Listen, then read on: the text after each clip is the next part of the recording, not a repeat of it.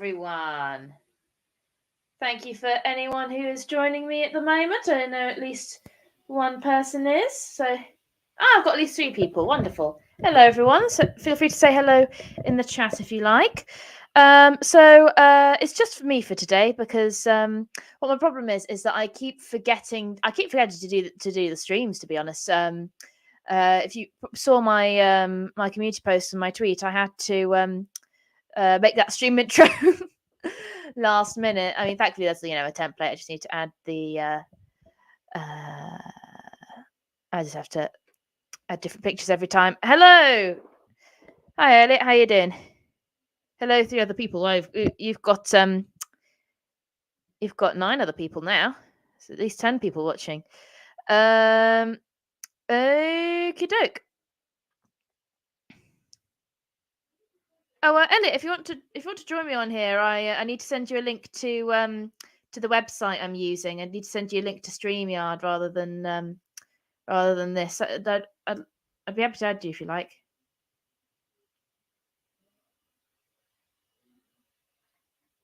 But yeah. Anyway, as you will have seen, guys, today we're talking about this week's episode, the trolley problem.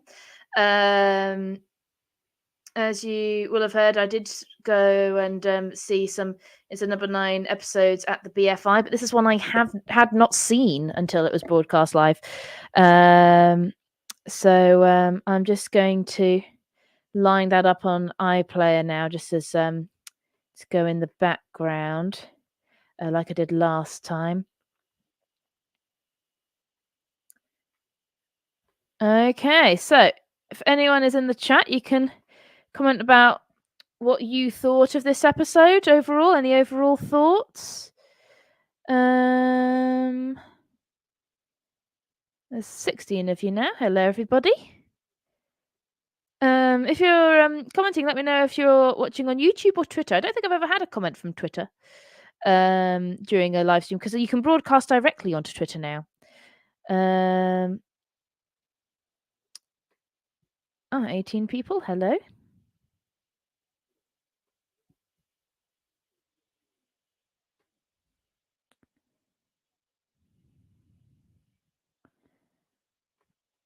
Not that.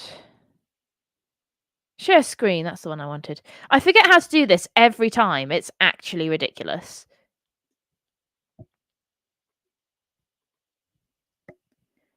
So let's try and get that opening shot. It's quite a dark one. Oh, and there was the poster as well. I saw at least one person on Twitter say they're kind of underwhelmed by the poster. I think, like, as a poster in general, it's not that bad. I mean, I think it's just, in comparison. I mean, with so many things in Inside Number 9, the standards are so high that stuff just sort of pales in comparison, really. So, it's not a inherently bad poster. It's just, not one as interesting or creative as the previous one, or indeed the next one. The next one is one we saw at the BFI, and I did really like that one as well. So I'm very excited for that. Okay, let's see. Elliot's joining us now. Hello there. Hello. How are you doing? You okay? Yeah, I'm good, thanks. You? I'm looking forward to this. It quite scared me at the time. Yeah. I've got a weird delay now. Oh, there's me. Yeah, so that happens sometimes. Anyway, so do you want to introduce yourself? Oh, well, hello. Yes, I'm well, I got to say my name now. I'm Elliot. I do loon vids here, lots of sketches and different things. And I'm a big fan of the League of Gentlemen. Never seen Psychoville, but got drawn into Inside Number 9. And here we are on the, goodness me, 9th series. So this particular one scared me silly, I must admit. Yes, it's a very, very intense episode. Yeah. By the way, if you do happen to watch Psychoville, if only there was a YouTube podcast / live stream series that could accompany you on your journey through the series. But What you call a very subtle hint, or was it a shameless plug? I think is the yeah. phrase we're looking for here. Yes, I do do a lot of those. I'm awkward with them. It's like I always try and avoid them, and then like it sort of comes into conversation, and you're just like, I could say something here. Do I say something here? It's difficult, But isn't it, when you're doing bits and pieces, and you know what I get up to comedy wise, yeah. but I'm not here to do adverts about that. I'm looking forward to watching the Trolley Problem. I thought it was going to be about working in Tesco's, but it wasn't. No, sadly not. Well, we're not going to be watching it. We're just going to be having a chat about it because, of course, it would get claimed. But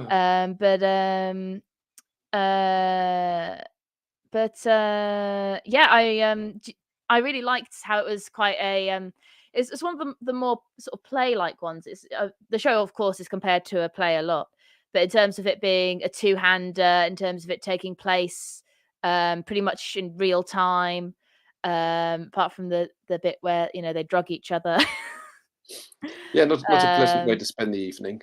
But No.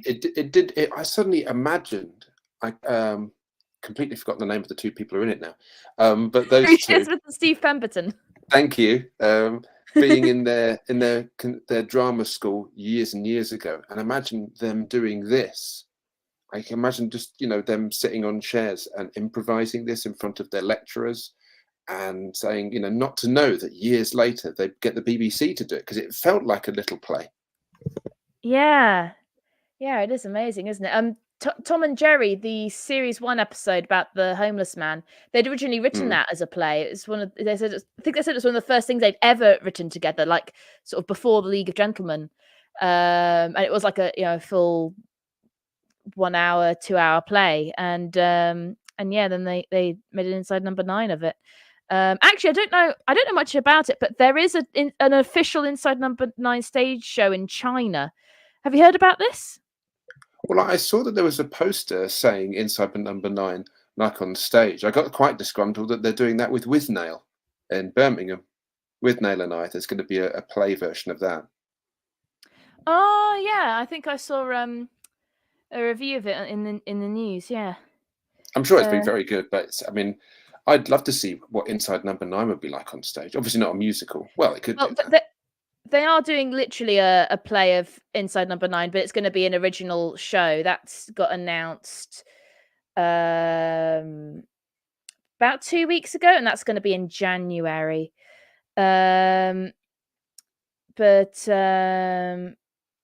yeah, let me see if I can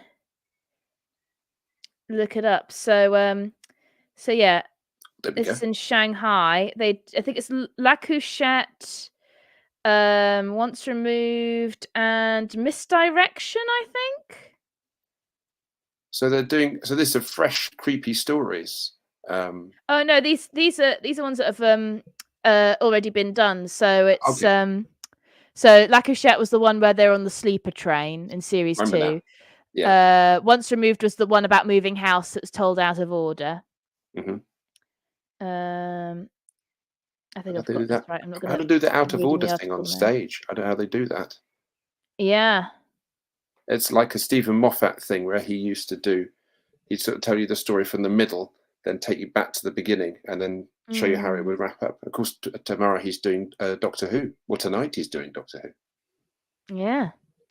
And then this was, I can't remember if this was Riddle of the Sphinx or Misdirection or something.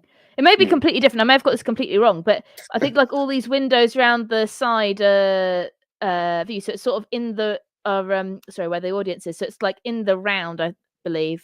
And I think with that that first picture, they I think there's I can't remember. There's something where you can see all the way around in the staging. I'm not going to bother reading the article now, but yeah, I remember seeing something about it at the time. This was announced in December. It hadn't occurred to me that Inside Number 9 was international. Of course it is. I'd always sort of think of it being a tiny little BBC Two show, but it's around the world. it's hard to think of it nationally having like the appeal that it does, let alone internationally. I forget, with tickets selling out and things, I forget it's not, the same 9 people I know on Twitter who are Inside Number 9 fans. There are in fact more than that. Because the BFI thing, I originally didn't get tickets to because it's sold out in the members only pre-sales 2 days before the tickets open to the public. But thankfully, I had a mutual who someone had cancelled on them like the week before, so that's how I managed to get my ticket. So did you have to sign a thingy to say that you had that you mustn't talk about these episodes? So you were walking around. No, we didn't have to. We didn't have to sign an NDA or anything. It was so we they just the guy who runs the BFI thing, who like moderates it, just said at the beginning, we kindly ask you not to tell anyone. And so I had to keep Boo to a Goose secret for 2 months. So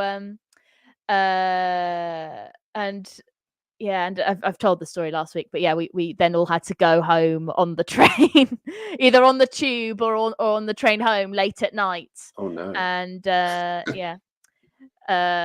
see it, say it, sorted. Oh, yes. Anyway, let's have a quick look at the chat. Going back to the trolley problem, I enjoyed this episode very much. I like the double hander of Steve and Reese, which is a rarity when it comes to number 9s. My review is up as well. Looking forward to continuing the discussion here too. Yes, I can't remember if I've seen your review of it or not. I don't think I have. But I can't remember if I've seen your review for Boo of the Goose. I've definitely seen. Oh, what's her name? Wheelin. That's it. She makes very good videos inside number 9. Aidan Bliss says, this was a great episode as it did feel like a play. Yeah, I do really, really like the ones that feel like plays. I think it's partially because it just feels so different from, other stuff on television. Obviously, they aren't the first ones to do something that feels a bit like a play, but, it feels more special. It feels a bit more intimate. Well, there was a show called. Sorry. No, there was a show. I'm showing my age now. There was a show called Hammer House of Horror that used to be a little bit like Black Mirror, but less sci-fi. And that would use a lot of outside.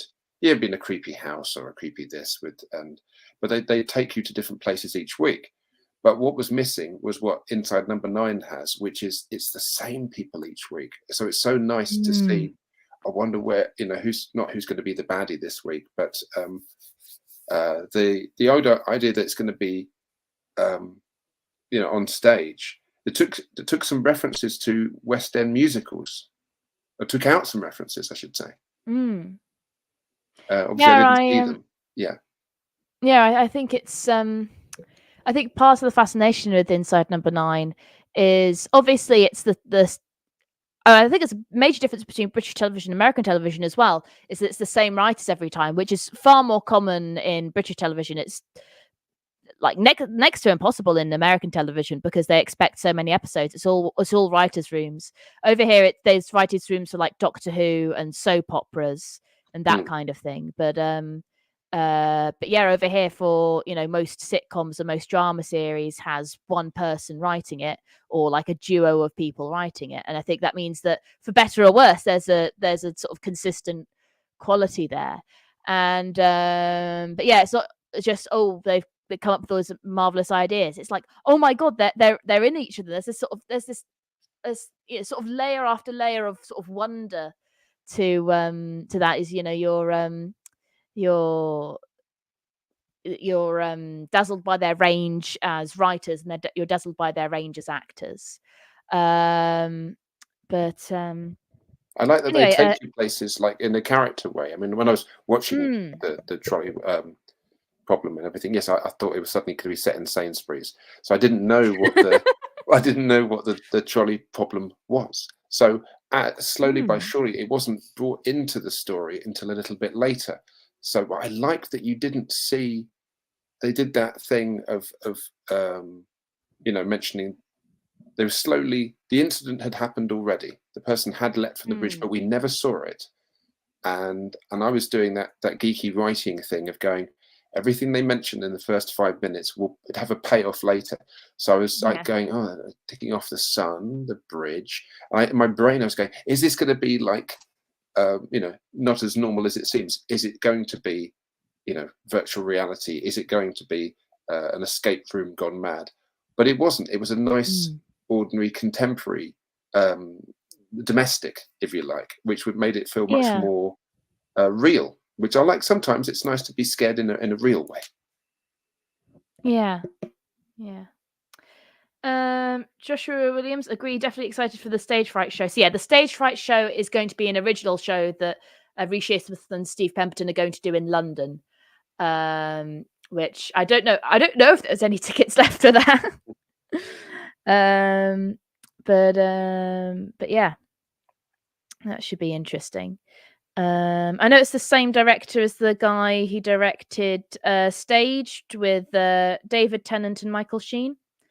So yeah, I don't know what stage stuff he's done, but yeah, sounds interesting. And Joshua again saying, I'm curious, is the series finale going to be like a regular episode, or is there going to be something up Stephen Reese's sleeves for the big finish? It will be interesting to see how they end things. Yes, it's interesting because, of course, usually with Inside Number 9, they tend to save quite a dark and shocking one, or a horror influenced one for the final episode. Do you think they'll do some sort of thing like they did with Black Mirror? I can't remember which season, where they went to the museum of oddness, and there was all lots of callbacks. So do you think the last episode of Inside Number 9 will call back every single episode? Well, they'll have been over 50 other episodes by then, so that would be an achievement. But yeah, I think it's possible that they'll just do what they usually do and end with quite a dark one, which it varies like from series to series. So I'm thinking of final series ones. There's the Harrowing and Seance Time. Those are both horror. I can't remember what the last one of series 3 was. That was Private View, wasn't it? So lots of murder in that one. That was the one in the art gallery. Then there was obviously the most recent series 8. That was last weekend. Series 7, I think it was, had Wise Owl. So yeah, sort of all sort of dark in different ways. But I think they might end in a slightly meta note, just kind of like the League of Gentlemen anniversary specials at the end, where I think it's Auntie Val says you can never go back, and Benjamin says no, but you can always visit. Lovely. Those, yeah, I can't believe with the League of Gentlemen, like how much pathos there was, despite it being quite creepy and upsetting. And am I right in saying Inside Number 9 has that little bronze rabbit? Am I thinking of Black Mirror? Did it have the hair? Yes. Yeah. So is that going to show up in a giant form suddenly at the end? Well, of course, in Tempting Fate, the one with Nigel Planer in that's probably the most visible. That's very easy to spot in that one. But actually, I was so pleased when I saw Boo to a Goose on the big screen. I could see where they hid the hair. Do you want me to tell you where they hid it? I didn't know they were still doing this. They've done it in every episode. Even in 3x3, they hid the hair. So in the game show prank one. So what it was is it was a tiny sticker, like on one of like the yellow poles in the middle of the train carriage in Boo to a Goose, last week. So yeah, that was wow. Yeah. So that's probably one of the first ones I've noticed on a first watch. I'm never someone who spots the hair on like a second or third watch, let alone a first watch. But yeah, that's one of the cleverer ones. Usually, of course, it's just like somewhere in a house. But in La Couchette, for example, the French sleeper train one, and they find the dead man. It's actually they look at the picture of the dead man with his family. He's holding the hair. I don't know why a guy would be posing with his family holding a bronze hair, but there you go.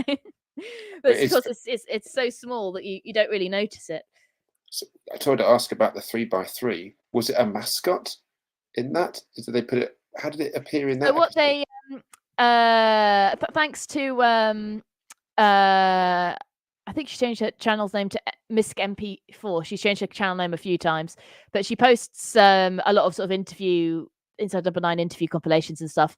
And she's found the hair in every episode, so she's got a compilation where you could watch it and see them in every Oh, episode. look at that. I wouldn't have Yeah. known it was there unless I saw this compilation. But after the head explodes, there's spoiler. You're all prepared for spoilers if you're here, I'm sure. But like there's some sort of frantic shots of like the camera moving around and stuff, and then there's a wide shot, and then on the sort of the big screen where they were showing the questions and stuff, the hair flickers on the screen as it's glitching. Because I remember, I'm showing my age now. On the old Matrix DVD when it first came out, they had the hair option, and every time a little white hair, like a computer graphic, would appear on the side of the DVD, you press a button and it would take you to a making of the scene you were watching there and then. It would just cut from the movie over to, and every single scene had one. So whether they do a Blu-ray release of Inside Number 9 with everything and have a little, golden hair you could press a button of and then see behind the scenes, because this particular one, just to go back to this episode, I was really on the edge of my seat thinking who's going to be the baddie, who's trolling who at this point. Were you taken in by that? Yeah, that is a really interesting. Yeah, you don't know whose side to be on for quite a bit of the trolley problem. It's kind of like the trolley problem itself. You don't know which you don't know who's on either side. So because as the story progresses, as at the beginning, it was showing like there was his certificate, which wasn't quite Cambridge, and you were like, oh, where are we going with this? So, and it was a lovely sort of moment of going, oh, maybe everything's going to be all right. I mean, we're only 10 minutes in, maybe, and then suddenly it flips, and we're putting drugs into coffee, and something nasty is about to happen. Yeah, I love the whole thing that's of the trope of someone putting something in the tea, and that, but I don't think I've ever seen like them both putting stuff in each other's tea. Aidan Bliss says, "Are they going to call back to Peter Kay being killed?" No, it's quite a surprise. I forget that he was in that because, of course, he's not in Private View for very long, is he? He's killed off very quickly. And Joshua Williams again. I would love that on the museum idea. My favorite Black Mirror episode is White Christmas. It's one of the best. I haven't seen Black Mirror. Wow. I don't know where to start with that one. I mean, I haven't even got into like horror that much. Like Inside Number 9 has pretty much been my introduction to horror. You're talking to a girl who looked at the Goosebumps books in the library as a kid, looked at the covers and went, no! To run away, yes. Yes. And I was traumatized as a kid by that show Grisly Tales for Gruesome Kids. Oh, yeah. Yes, that was Nigel Planer actually doing the voiceover on that. I was really surprised. I forget how much range Nigel Planer has. Oh, I think most people forget how much range Nigel Planer has as an actor. But yeah, well, he gets killed off in an episode of Mandy as well. So that's a spoiler. But he gets killed off in Inside Number 9, and then Mandy, the comedy thing on BBC. He gets dispatched in a comedic way as well. I should have mentioned that when I interviewed him, which I did a few years ago, and I forgot to mention that you keep showing off with a miserable face. They make him miserable a lot of the time. Yeah. Maybe on some level people still see him as Neil. They keep casting him as depressed characters, and they cast him as a happy character. Then he'll have broken typecasting. He was saying as Neil that Neil had a smile, but it was a bit sinister. So maybe that's why he said he smiled in the character, and you went, "Oh no, maybe not." Yeah, the creepy hippie, not so much. So, But with the trolley thing as well, where we are sat in that room and you start looking for clues as you're watching the show, and I was convinced this is so silly because the what does he call him, like a psychotherapist? Is that what he called himself? Yeah.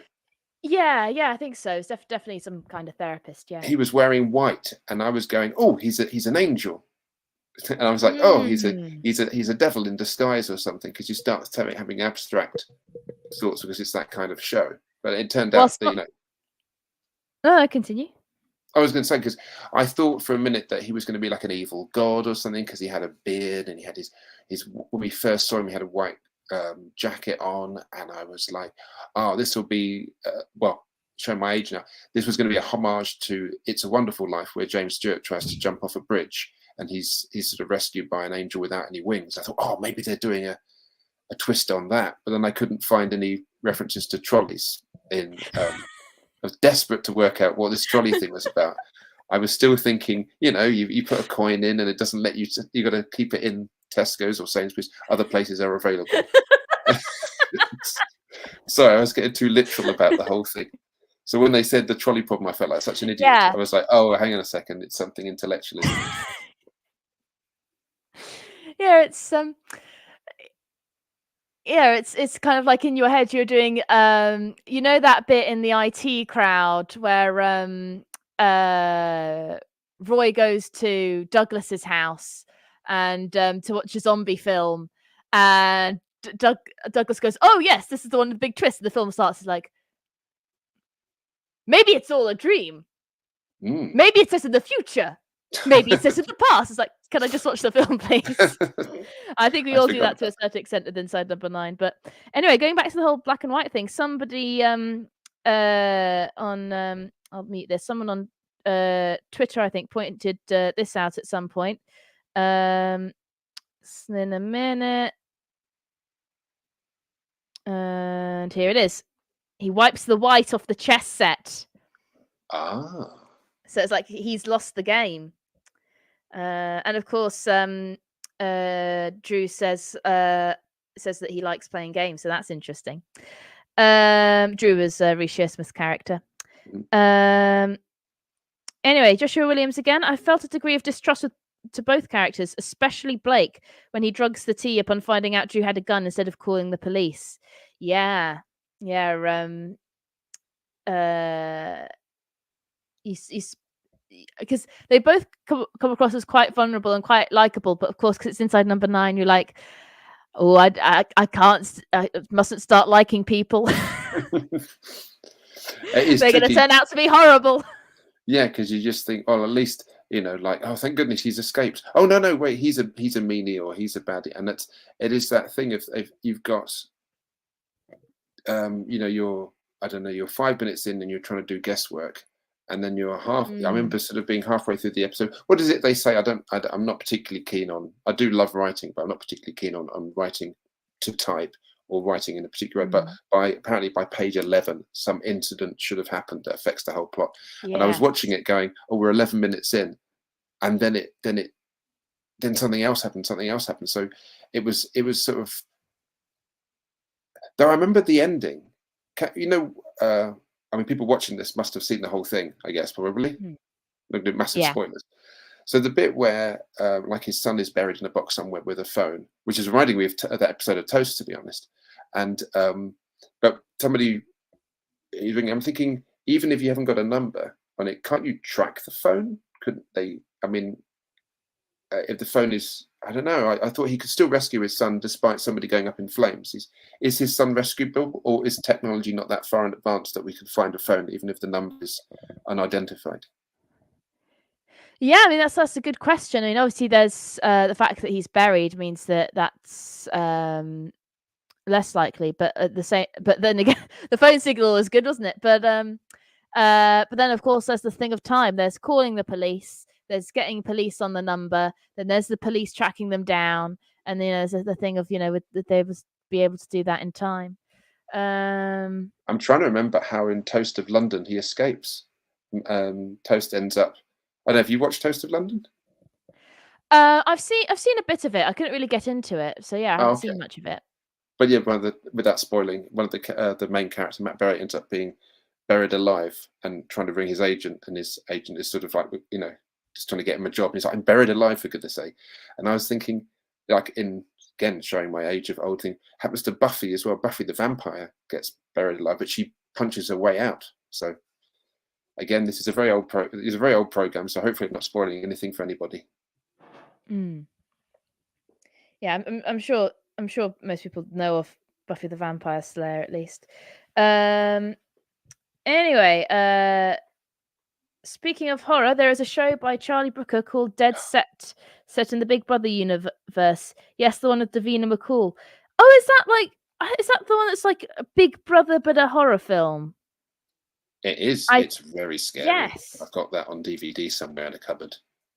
Oh, that sounds so cool. Because of course I'm into the whole sort of found footage, broadcasts gone wrong kind of thing, especially after Deadline and after I spent 2 months of my life on the Deadline video. Was that the live yeah one? Yeah, that's the live episode. So I wish I'd seen it live. I watched it unlive and it wasn't quite as creepy. I really wish I'd just seen it when it had happened, because I think I would have been much more pulled in by it. Yeah, I watched it in Discord Watch Party, which I used to do, which someone on, I think I found out about it through Reddit. Someone had set up, and we would watch them every Sunday at 9, and then we'd have a it wouldn't be like one where we had our mics on. It would just be one where we'd write to each other and stuff. So we could write to each other during it, or we could just sort of ignore the chat and watch the episode and chat about it afterwards. And I do like watching the episodes with people because there's so much to discuss, But anyway, when I watched Deadline, I was watching it in a room with the lights off, and like I said, I've seen very little horror, and I knew what was going to happen, but it was still like such an intense experience, especially because within silence for quite a significant amount of that episode. And I don't know if you've seen the Christian Henson, the guy who scored most of the episodes of Inside Number 9. He did the score of the episode live. So he had like a keyboard with like, violin loops and that kind of thing that was playing during the sort of the fake episode. And then for the found footage stuff, he like recorded loads of like fridge buzzing noises and sort of played that over moments. And it's something I don't think you necessarily notice when you're watching it for the first time, but I think that you feel it. Because so yeah, for me it was a really, really intense experience the first time I saw the episode, but I loved every minute of it. And then I love the fact that having what they call like a wild track. I like the fact that they you said they did the live music and they had live sound effects. With the Dead Set thing, can I just say, Davina McCall, she ends up as a zombie. She starts as a zombie. I don't know, but it's worth watching to see Davina McCall doing a horror audition, essentially. It's true. And she got killed. Well, in the recent Doctor Who episode, she was impaled on a Christmas tree and then saved a bit later on. Again, I don't know, these are spoilers because you must have seen these ones, surely. Yeah. But I mean, the idea of doing a live horror thing, I think they did a live version of Quatermass with Mark Gatiss in the early 2000s. It was a remake. It is Gatiss, yeah. Yes. Did you see Mark Gatiss on his Olivier acceptance? He corrected the person who gave him the award for mispronouncing his surname, and he's like, "Don't worry, I've been correcting people all my life." But him, he basically, when they did a live version of Quatermass, that I love the fact that live TV now, it's all reality TV or I don't know, award ceremonies. I think the idea that you could do live drama, and they do it on stage and they project it into cinemas, but having live TV, I did enjoy the live deadline thing. I think I've been slightly spoiled by it, but I wish I'd watched it. And then when things go wrong, I would have been more shocked. But foolishly, it got spoiled for me. Ah. Yeah. Yeah. On the subreddit a few months ago, someone had said, "Do you know anywhere where I can watch Deadline where the sound works?" Oh, I keep trying to watch it on iPlayer, and and then the sound keeps cutting out. Like, no, keep watching. Joshua Williams said, "It's funny too. Dead set is a gem to be sure." And he also says, and whoever made the observation about the chessboard wiping the white, good eye. I've seen this episode 3 times and couldn't have noticed that. Yeah, it's quite a brief shot, isn't it? Anyway, let's get back to focusing on the episode. So there he is in his white outfit. Yeah, so there, I thought he was an angel. I thought he was a ghost. You can see him there. It's like, wait a minute. See, look there. I was convinced he was a spirit, or he was God, or he was. But obviously, it turns out that he's, well, I say normal for he's human. That'll do. So I love how they're very good at introducing information slowly.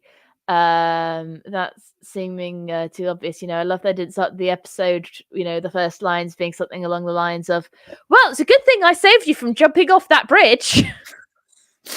Well, see, that's why I sort of suspected it as being that it seemed a bit like exposition-y. I thought, oh, wait a minute, is this really going on? But I suppose that is a way of getting the plot over and done with. I mean, maybe it was a meta moment. I mean, they were thinking of filming that sequence, and then they thought, this is just going to be in one set. They had a little bit of outside broadcast stuff, but yeah, I like how there was little bits of drip feed information, and that's part of the thrill of watching, say, almost a half an hour drama, is picking up on the little details and waiting to see in which direction they go. Yeah, they're masters of drip feeding. So what are they not the masters of? Surely that will be an easier thing to discuss. What are they not perfect at?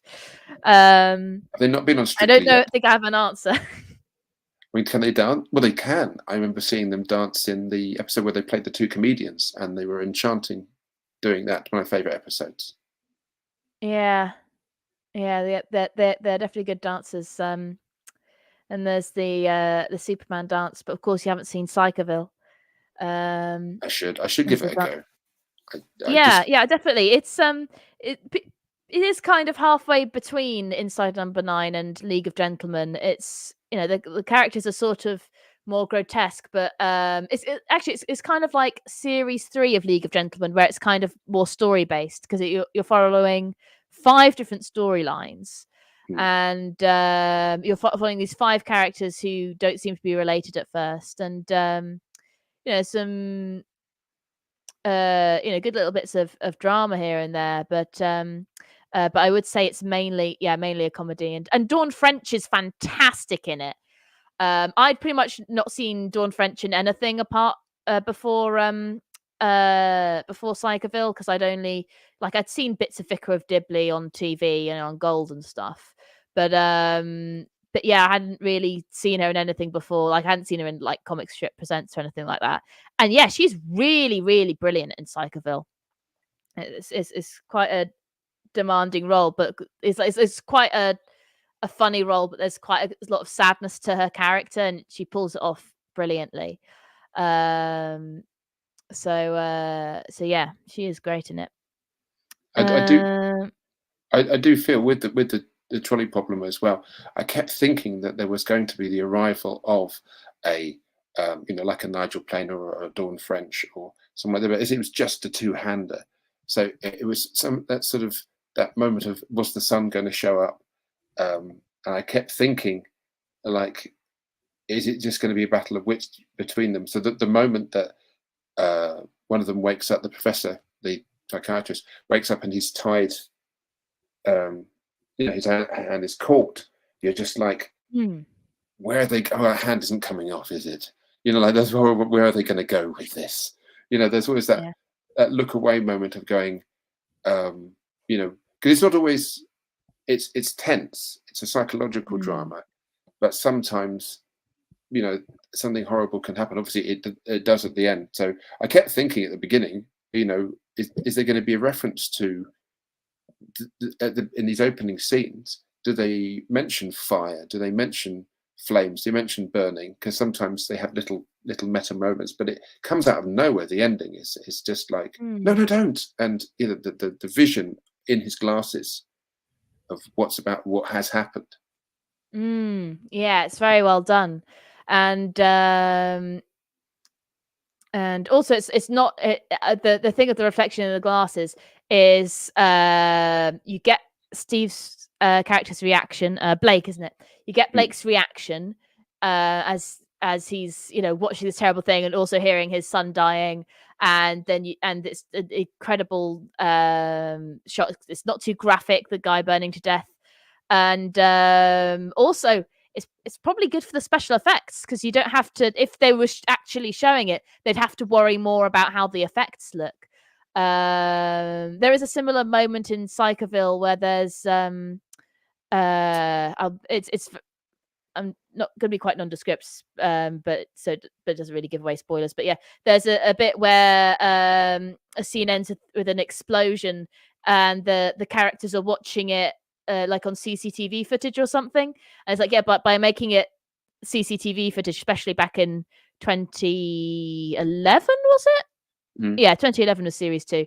You know, they wouldn't have to worry as much about how the effects look if they're, you know, through the sort of pixelated screen. So It reminds me of a Muppet movie in 2011 where they have a massive explosion, but it's off screen, and all the Muppets are like, "Wow, I bet that looked really impressive," and the camera's pointing the wrong way. So you never see it. Gonzo leaps from a building. There's some amazing stunt. You have to work. You have to leave it to your imagination. That's the thing. yeah, I don't think you could have the Muppets. Oh, have they done a puppety thing in? I don't think there's been a puppet episode of Inside Number 9. the closest thing I could think to puppets is the apart from there is a Punch and Judy scene in Psychoville. There's a couple of Punch and Judy scenes in Psychoville, but in Mr. King, I've recently rewatched that, and there's the little barley corn doll in the ceremony at the end. But and of course that one has that fantastic Mr. King mask. Yeah, their costume designer Eve Barr, he's absolutely brilliant. So yeah, in fact, I can't remember what other awards he's won, but I remember them saying for I think for both League of Gentlemen and Psychoville, he won costume awards, and as they said, you know, usually costume awards, it's just period dramas that get costume awards, not something like League of Gentlemen. But I must be the only one who's quite fond of the movie, the League of Gentlemen movie. Yeah, and that's honestly, costumes in that are great. Yeah, first time I watched it, honestly, I did not like it. Oh. And then I went, well, I like the beginning of it. Well, I'll just watch it, you know, until, because it's quite exciting. There's that chase bit through the house with Michael Sheen and that kind of thing. So I was like, well, I'll just watch it, until I no longer enjoy it. When I decided to rewatch it the next day, and then I didn't stop watching it, and I absolutely loved it the second time around. And I think it was. I think so I was thinking about it the other day with other things that I should like. I think the ideal attitude to go into something is high hopes and low expectations. You want something to be good, but you're not going to expect much of it. You're not going to try and have an idea of what happens, because I think with the League of Gentlemen's Apocalypse, part of you just wants to see how every single Royston Vasey character will react to the apocalypse, and when it's not that, you're like, oh, and then but then I think the second time around, I really appreciated this fascinating meta story, examining the meaning of life through fictional characters. You're like, it reminded me of 6 Characters in Search of an Author by Pirandello. Oh yes. Yeah. So I remember the Goon Show version. The Goons, the 1950s weird radio people that I was really into when I was a teenager. And they had an episode where all the comedy characters that were normally in the show were suddenly aware that they were in a show. And with, as you say, the expectations, when I watch Inside Number 9, I think the writers and performers must be trying to think ahead of what the fans will think we'll do next. So sometimes you'll have an incredibly gothic one. Sometimes you'll have a surprise game show. And with this particular one, I think they deliberately put a lot of imagery in to make you think that it was a fantasy one, with the board games, with the white, with the thing, with the references. And the surprise was that this is not an out of this world experience. This is unfortunately a real world experience for these 2 characters. That's quite serious then. Yeah. I turned into a journalist just then. And the black and white costumes, it's a very morally grey episode, and it's all about moral greyness. So yeah, it's interesting how they present it as one way with because of course the first time we go, oh, what's going on here, is when we see Drew's gun. Yeah. And of course he's the one wearing black throughout the episode. So yeah, it's not that something, I mean, obviously it's something you were noticing, but it's not that something people necessarily think about whilst they're watching, but I think it's something that would affect how people perceive a character. I think it can be quite a subconscious thing, something like that. Particularly the art. I'm just noticing in the background there, you can see the art that I think the son character, and I was looking at that art throughout when they were showing little bits of it. And yes, the character in black got to do some etching and drawing, or because he was called Drew, and I thought, he's just drew something. I mean, drawn something. And my brain was like trying to sort of work out, maybe that's something. Maybe they're artists. Maybe they're a living art piece. And I was like, and I do feel obviously the writers are incredibly clever. So I think maybe they were giving us misdirection by using lots of black and white imagery, as you say, to talk about good, who's bad in it, so that they were feeding us that information on a very subconscious level. So that they could, as you say, black and white becomes the grey. So we're getting quite pretentious here. It's quite fun. Yeah, it's brilliant. Yeah, it's like we're Jack Skellington in The Nightmare Before Christmas, where he's like experimenting on all the Christmas things and going, but what does it mean? Well, I mean, it must be a thing for like with if you've been, I don't know. I mean, tonight you've got Doctor Who at midnight, you've got Stephen Moffat, and it's going to be his 49th episode, I believe. The 50th one is going to be the Christmas one that he's writing, apparently, Joy to the World. I don't know how much Stephen Rees have actually written. They must know, have we written, I don't know how many, I haven't counted them out, how many episodes of Inside Number 9 there are, but how, altogether, including League of Gentlemen, including Psychoville, how many hours of television have they written? And they must sometimes think, oh, haven't we done like something like this before? So it must be very difficult as a writer of this sort of psychological, spooky twist. Maybe not that each week. What we've got an audience expecting something. What should we come up with this time? We've got to surprise ourselves in a sense. Yeah, and yeah, it's incredible, isn't it? So it's 50. Nearly 50 episodes now. This might have been the 50th, I don't know, but yeah, it's a lot, isn't it? Yeah. And you're saying, well, the shades of grey. It must be interesting, of like if you're writing something like this, when nasty things happen or nice people sometimes come up and so it's all unexpected. They must be sitting there going, what are we telling the world that we feel about the world? Where Black Mirror is very anti-technology. What is in 9 series of Inside Number 9? What are they trying to tell us? Is it just shades of grey, not the kinky film? Is it just sort of? Is it kind of like that would be very disturbing Inside 9 episode. Dear oh dear.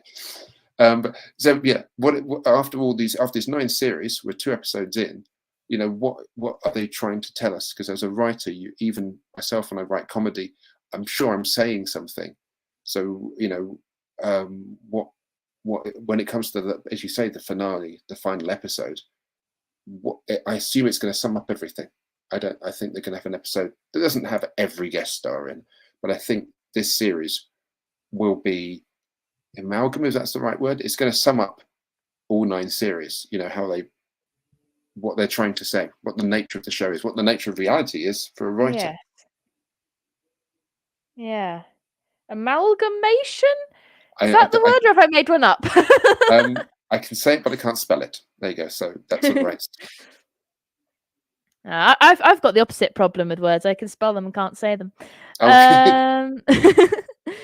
Anyway, I think the ending was perfect revenge for Drew. He may not be able to legally punish him, but at least he can make Blake live with the same pain he went through for years. Yeah, I think it was.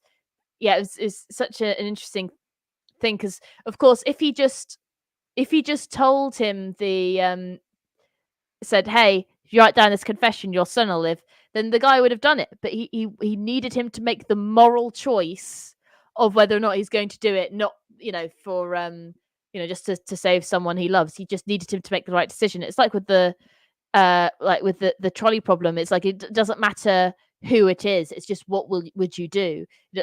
If you know who you'd be saving, that would defeat the purpose of the question. Because I mean, at the end, yeah. I also like the Cambridge gag. Yeah, that was good. But it is a similar sort of thing where you have both the writers are educated people and everything. So sometimes when they write a villain who is educated, you do wonder if they are aware that sometimes in modern life, unfortunately, there is people saying so-called experts, all this anti-intellectualism, which unfortunately is a bit rampant. And it must be a thing for, like, when you're writing Inside Number 9, like we've just written a villain. Oh, but he's really clever. Oh, damn! Are we painting all clever people as being manipulative? So it's in this particular episode, when we started, like who's the goodie, who's the baddie?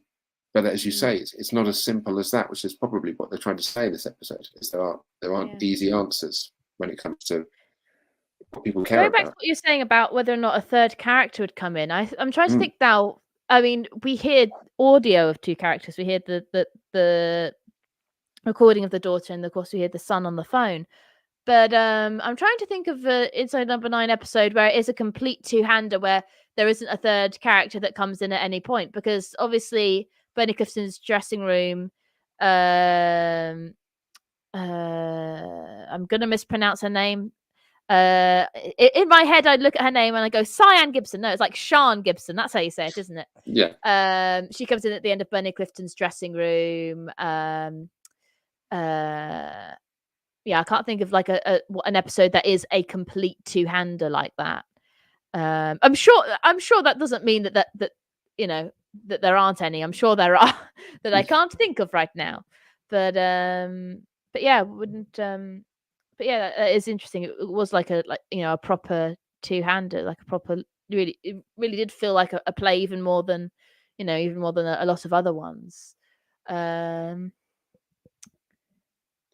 always astounded by their range. We mentioned before that they can really take you to places, and there must be a way of being a writer and a performer that you're trying to, in this particular genre, you're trying to mislead the audience a little bit.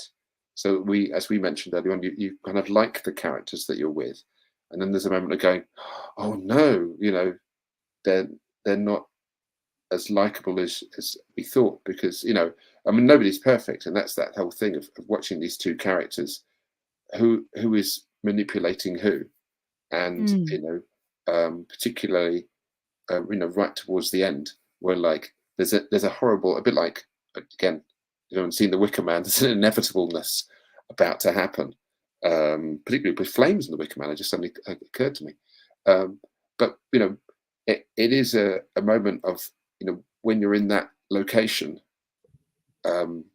and the weather and the storm as well. This is where I thought it was going to be supernatural, because I thought, you know, the storm was like a monster not letting them escape, but it was just a means to. I think definitely that the weather was a way of making things more dramatic, as in noises outside. I think had it not been on a stormy day, you know, I don't think you could have set this in an office. I don't think you could have set this. It had to be somewhere, you know, just the two of them. Yeah, it's very isolated. Isolated, yes. Not necessarily cut off from the outside world or anything. I am at some point going to cut off myself and have to disappear. But that's not a if problem. that's all right, it's been an absolute joy to witness both of us talking at the same time. And yes, absolutely. I refuse to do an advert for any of my stuff. So if when I've gone, you can mention any of it. Everyone should go and listen to your episode of Dr. Witch that has me in it. Yeah, as the robot. Forget all the other forget the rest 6 of it. seasons. Yeah, because that makes total sense. Story arcs. I'm a robot. That's the important thing. You were great as a robot, and your robot is returning. Yeah, I've sent you another script. So, but I do have to dash. I need to record that. I will record that soon. But yeah, lovely to talk to you. That's brilliant. I can work out how to leave now. This has felt like an episode of Inside Number 9, because it's just the two of us. With I don't know how many people listening in or commenting, but thank you so much for letting me join in, and I shall work out how to depart very soon. Thanks very much. Cheers. Cheers. Bye-bye. Bye. Thank you. Thank you. Okay, so yeah, that was Elliot. So like I said, I will link his channel. I did remember to link the channels for people last time. The ones I did around Christmas, I don't think I linked anyone's channels then. So yeah, if I did do live streams with people with both of the Inside Number 9 Christmas specials, and we enjoyed both, and had a great time with that. But yeah, I forgot to add people in the people's links in the description. So yeah, I must make sure I do that with him, because yeah, so he does comedy sketches, comedy. I think he's done a bit. He has done some reviews. He did Inside Number 9 reviews for series 2, but most of his stuff is sketches. He makes so much stuff. But yeah, he does. He works as one of the things he does is he's like written radio comedy and stuff, and he presents a radio show on Norwich Radio. I can't remember what it's called. But yeah, he has an ongoing audio series that's like a sort of big Doctor Who Big Finish / Hitchhiker's Guide inspired thing, called Dr. Witch, which yeah, I'm in now. So yeah, anyway, back to talking about the episode. It's difficult to sort of structure a conversation about this, because it's not one where I could go, oh, let's talk about each of the characters, like I can with some of the other ones. I mean, obviously with the last one, there was quite a lot of characters, so it was quite good. But I mean, just fantastic acting from both of them, you know.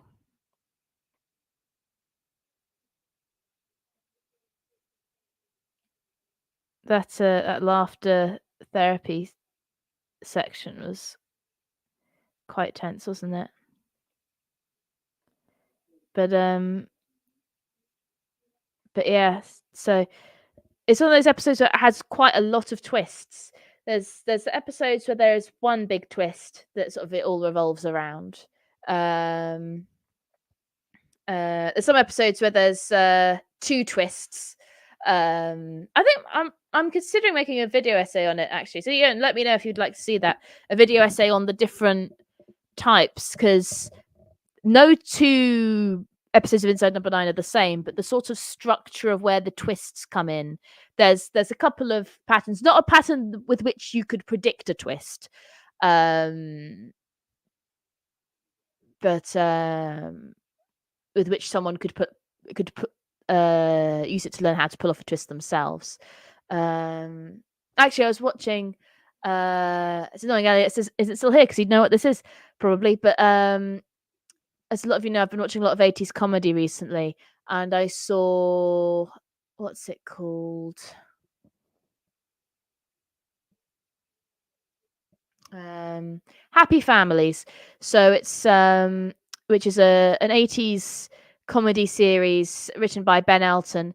And I describe it, I'm going to make a review on it, so I won't go into too much depth in it. But the way I describe it is it's a bit like Comic Strip Presents, but there's a story running through the whole series. So it's about this guy played by Adrian Edmondson who has to find his long lost sisters, all played by Jennifer Saunders. And then the episodes that are about the individual sisters are each done in the style of like a different style of film or TV show. But then with the final episode, I'm not sure whether I'd call all of them twists, but lots of revelations. And I was looking at judging them going, I'm going to be judging them too harshly because I watch Inside Up at Night. The standards are so high, but yeah, I mean, it wasn't badly done, but I would say it's a good series written by Ben Elton, and a fantastic supporting cast. It's like all-star supporting cast. Adrian Edmondson said he was appalling in it. Adrian Edmondson, if you're listening, please stop listening to my show. I don't know why you'd be listening to me, Adrian Edmondson. But also, you are not appalling in Happy Families. How dare you say you were? Joshua Williams, yes, please, on the video essay on the twists. I'll make sure I do that then. Yes, good night, Loon. Lovely to have you on the show. Yes, make sure you do. Make sure you do subscribe. It's brilliant stuff. Okay, so I'm gonna have a quickly go through, see if there's anything else to talk about. Just sort of have a little look through the timeline here. I can't remember if they showed whether the pills are. Oh, there were the pills he got from him because, of course, they were his daughter's medication. I mean, it makes you wonder. Yeah, it does make you wonder about about Blake's intentions with medicating Ellie. Or Elsie, whatever her name was. It makes you wonder what what his intentions were if the side effect of taking too many was sort of drowsiness, but like what effect would that have on like a normal dose? Not that I'm trying to vilify mental health medication, but it's interesting. It raises questions. Yeah.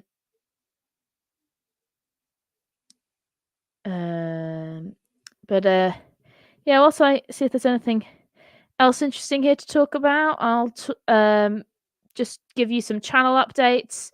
As I'm sure many of you will know, this month I've been doing Rick May, which is a month about Rick Mail. And I love this bit of them watching each other drink the tea, because it's a moment of tension because you don't know who's going to pass out first and who's then going to be in control in the next scene. I mean, like I said, I don't think it's something I've ever seen before where they've drugged each other. And I have seen some people saying that they were kind of underwhelmed by this one. I wasn't. I thought it was a really shocking one, but I think people have said, I don't think it was a bad episode. I think it was, the last episode was such this sort of original, out of this world episode. But I think that's the problem. They're such good writers that I think that they've written some bits of television that are perfectly good, that are really, really good. They're just pale in comparison to other ones. And there's ones where you forget they exist and they're like your favorite episode of the series. I mean, not necessarily your favorite. I'm sure. I mean, half of my mutuals on Twitter are Stakeout fans, so they're never going to forget the Stakeout, mainly because they're goths. But yeah, so I think I was talking to my dad about it, and I said, "Oh, because of the witch episode." He's like, "The what episode?" And the episode of the witch hunting, and I went, "Oh yeah, that's a really good episode." So you just there's so many things. That's one of the reasons why I don't rank them, not because of that interview. It's Richard Herring, wasn't it, where Reece Shearsmith said he doesn't like ranking them, people who rank them. But I think but I thought of ranking them at first for series 1, and I could not do it. I could not do it. That the standard is so high that, and of course, there's like, it will be personal preference because everything being subjective and all that. But yeah, I think with the with Inside Number 9, it's the standard is so high, and all the episodes are so different. It's impossible for me, at least. If you ask me which you prefer, this episode or that episode, if I had a choice between two, I was about to say it would be easy. But it would depend. Again, it would depend on the episodes. It would be very difficult, and that's what I love. There's some people who would rank an episode really highly, and then some people who wouldn't. Sardines, for example. I've seen people who really like this episode. I think most people really like that episode. Some people just can't get into it, but it's awkward humor for the first, for a considerable chunk of it. There's this tension because something's wrong, but for a considerable amount of it is awkward humor. So if you just, somebody doesn't gel with awkward humor, then it can be difficult to get into. Let's see if there's anything else in the chat. Well, you have the image up. Doesn't Drew in the shot look zombified? I don't know. Maybe he's drinking brains. So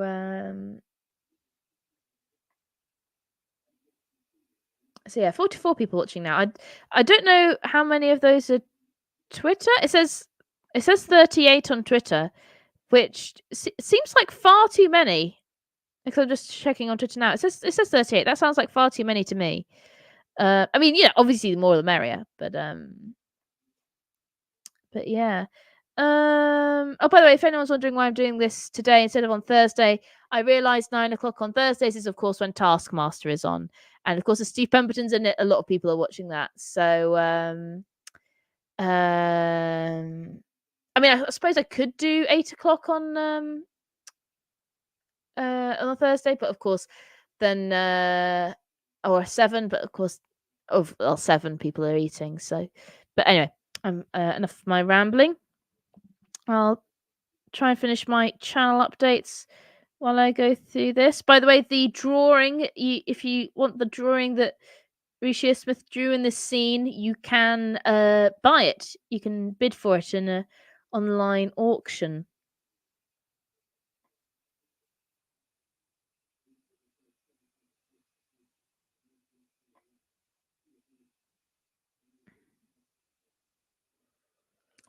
It's just a brilliant, brilliant episode, isn't it?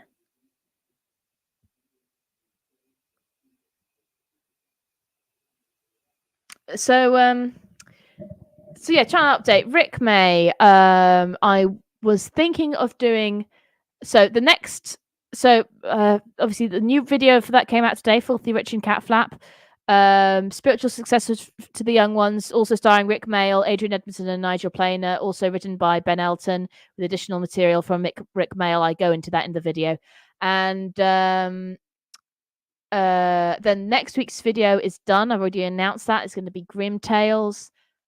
After that, I had considered doing. I said that I'd do a bonus review if I had time. I made good on that lead, and I was going to do a review of something else Rick had done. It's not of a series. It's something shorter than the series, and thought it'd be relatively easy to write a review for. I saw it.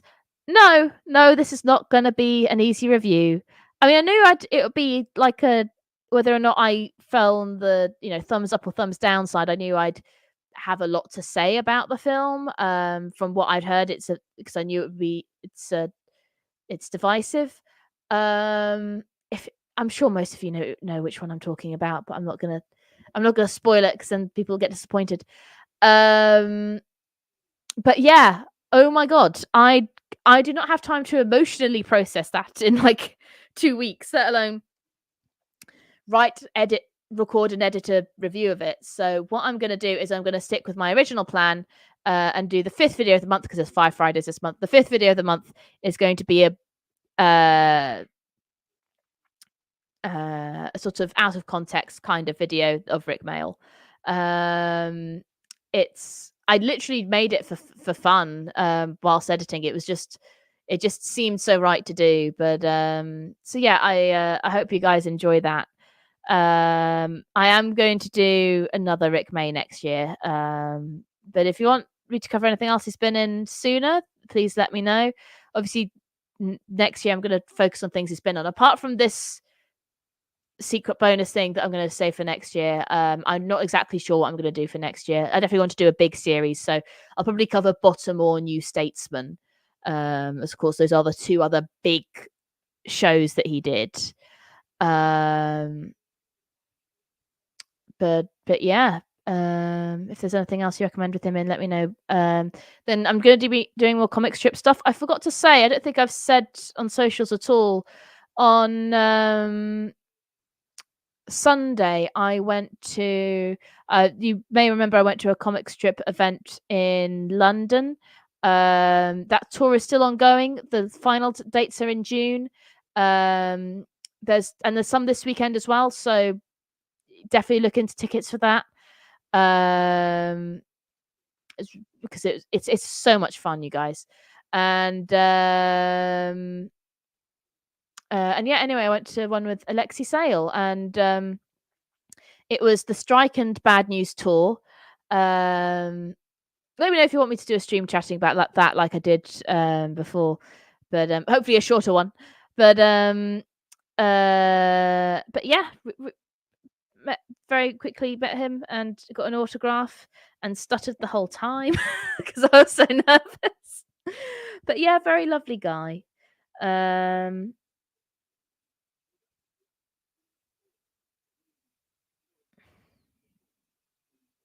So yeah, back to this. Do I have anything else to say?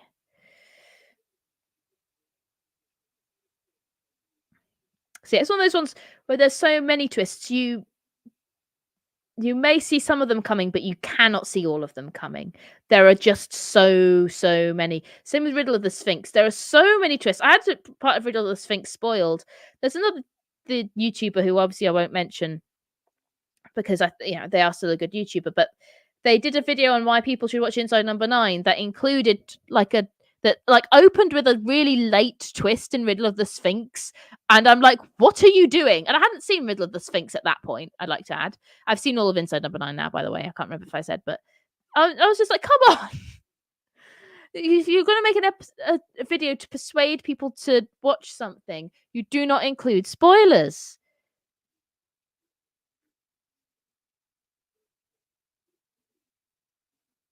I think people sometimes forget that that's what the function of a review is. And again, I'm not calling anybody out here or having a go. It's just something I've noticed. It's something I don't give spoilers, but I think sometimes you have so much fun enjoying the videos you're making that you forget that you're making them as a service for other people.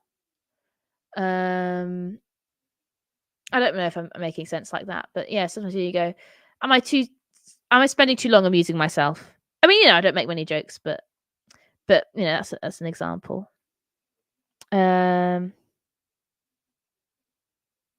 the one where he's washing his face in the bathroom. Oh yes, yeah, he did in that one.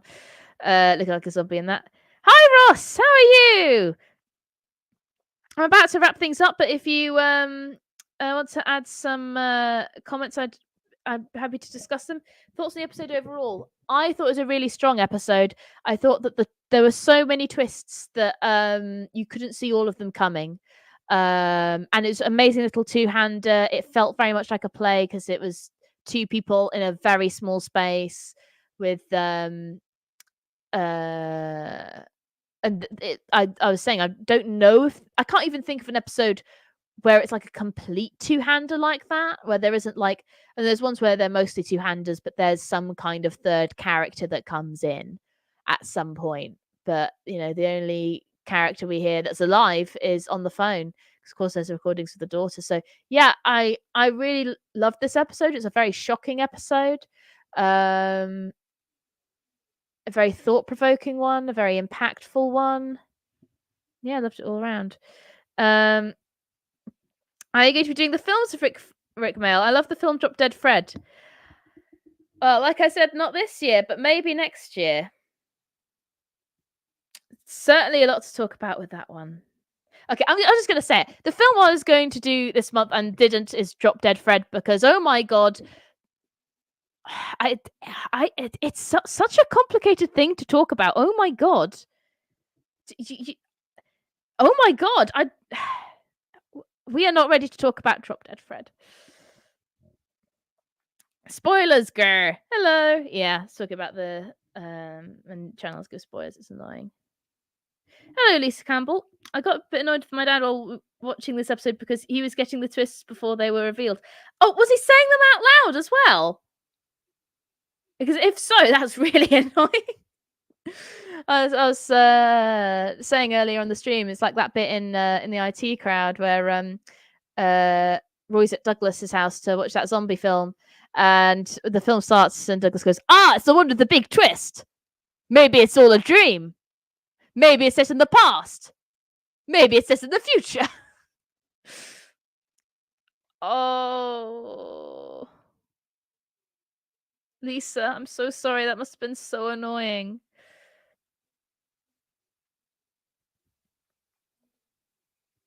See, I mean, like, there were some ones in this episode that I suspected, but like I said, there were so many you physically could not predict everything that was going to happen in that episode, and yet everything was well set up. They are masters of foreshadowing with like just enough, because if it comes out of nowhere, then it's no good. It's not a twist needs to be set up, effectively. I mean, certainly the last episode, Boo to a Ghost, so subtle with its foreshadowing. But it was there. Which a lot of people, there were some people who said it wasn't, which it was. Yeah, I liked it. It was classic Inside Number 9. Nothing too crazy for them, but a solid start to the series. Yeah, it was. People are saying, "Oh, well, it wasn't. It was good, but it wasn't as like an original concept." And it's like, well, no, but two men in a room, one of whom might be, close to unaliving himself, and then all the other stuff happens. Like, I still wouldn't say it's a predictable episode or one that feels very. It certainly doesn't feel mid. Let me put it that way. Not that I describe any of the episodes as mid, but it doesn't feel like. It doesn't feel like one of the less impactful ones, if that makes sense. Like, I really like Nana's Party, but I don't think anyone's going to come away feeling shaken or, thinking about it as much afterwards than they would with an episode like this. I think the involvement of the kid is quite telegraphed, but there were more twists, so it was fine. Yeah, because when he first said, "Oh, I don't think he will," about the sun coming home, I thought, "Oh, has he done something to the sun?" But then the stuff that happened in between, I forgot what that thing of, "Oh, maybe it's this." So they've got so many twists, you'll forget the ones that you guessed. So that's an advantage. Exactly, like people are saying last week's twist was out of the blue, but it wasn't. Yeah, I think the people. It's annoying because I think there are some people who were saying that it was out of the blue who wouldn't necessarily go back and watch the episode again. Because, like I said, when I first saw it, I was not able to watch it again for 2 months. But yeah, we were being the group chat that I'm in on Twitter, and people who went, we were just like, "Oh my God."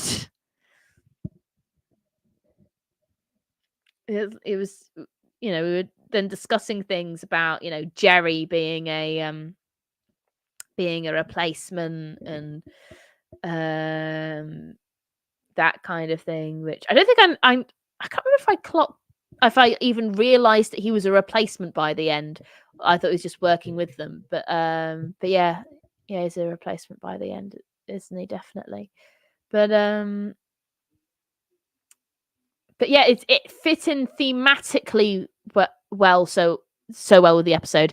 It was foreshadowed more thematically than like actual world building, if that makes sense. There were bits of sort of world building dotted around, but it was mainly because of the themes of it that it kind of the themes extending into the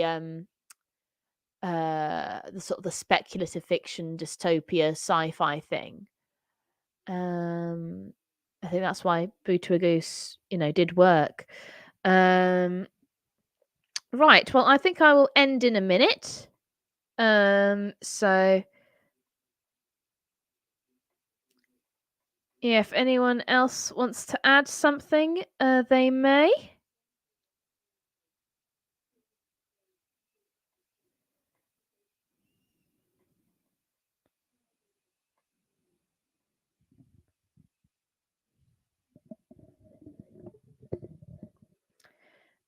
Well, it looks like that's it. So, yeah, like I said, guys, if you want me to do anything else regarding Inside Number 9, obviously we'll do one of these next week.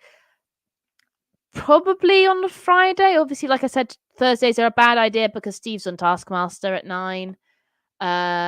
So I think Fridays are probably a good idea. But yeah, if you have any other suggestions, obviously let me know. Obviously because of the Alexi Sale thing, I missed my Dark Crystal live streams that I'm doing with George over on Headphones UK for Dark Crystal Age of Resistance. It's a really good series. I highly recommend checking it out if you haven't. I don't know if you heard if you've heard me on the stream before, you'll know, but I cried watching the trailer when the trailer came out. That's how emotionally invested I was in the series before it came out. Because it's based on a film from the 80s that I really loved, and it surpassed it in every single way. But yeah, anyway, Dark Crystal Age of Resistance is really good. I'm in about half the live stream series we've been doing, and he's recently interviewed Becky Henderson, who was in it and was on the Golden Girls as well. Not the Golden Girls, Derry Girls. Very different series. So I'm gonna go before I lose my mind. So yeah, unless anyone else has I think no, there's no more comments there. I thought something moved there. So yeah, thank you very much, guys. Lovely chatting to you as always, and I'll see you next week. Bye bye.